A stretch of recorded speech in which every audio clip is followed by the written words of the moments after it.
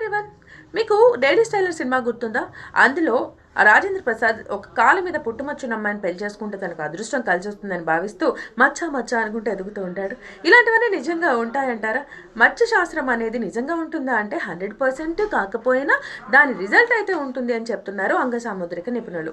అంటే మన శరీరంపై ఉండే పుట్టుమచ్చల్ని బట్టి మన వ్యక్తిత్వాలు, మన గుణగణాలు కూడా లెక్క వేయచ్చు అంట. అంటే మగవారికి కుడివైపున పుట్టుమచ్చలు ఉంటే అదృష్టంగాను, ఆడవారికి ఎడమవైపున పుట్టుమచ్చలు ఉంటే అదృష్టానికి సూచికగాను భావిస్తారట. మగవారికి కుడి పొట్ట మీద, కుడి కంటి మీద అలా ఉంటే, కుడి పొట్ట మీద ఉంటే ఎస్పెషల్గా వాళ్ళు భోజన ప్రియులుగా ఉంటారని, కుడి కన్ను ఆ భాగాల్లో ఉంటే అనుకూలవతైన భార్య వచ్చి అదృష్టవంతులు అవుతారని చెప్తారు. ఆడవారికి కూడా ఎడమ పెదవి పైన లేదా ఎడమ కంటి రెప్ప పైన కానీ పుట్టుమచ్చలు ఉంటే వారికి అన్ని రకాలుగా అదృష్టం కలిసి వస్తుందని, కుడి చేతి పైన ఉంటే మాత్రం ఆడవారికి మగవారితో తన పార్ట్నర్తో ఎక్కువగా గొడవలు అవుతాయంట. ఎడమ చేతిపై ఉంటే మాత్రం మంచిగా కలిసి వస్తుందంట. ఎడమ కాలిపై ఉంటే ఎక్కువగా ప్రయాణాలు చేస్తారట. అంటే దట్ కూడా మంచి వైపుగా వెళ్ళే ప్రయాణాలు.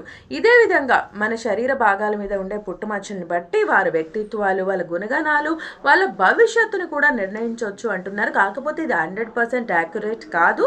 దీనికి కూడా కొన్ని పాజిటివ్ నెగిటివ్స్ అయితే ఉంటాయి. కానీ ఇలాంటి ఒక శాస్త్రం కూడా ఉందంట. మరి మీకు తెలిసిన ఈ విషయం గురించి లేదా దీనికి సంబంధించిన ఏమైనా డీటెయిల్స్ ఉంటే కామెంట్ చేయండి.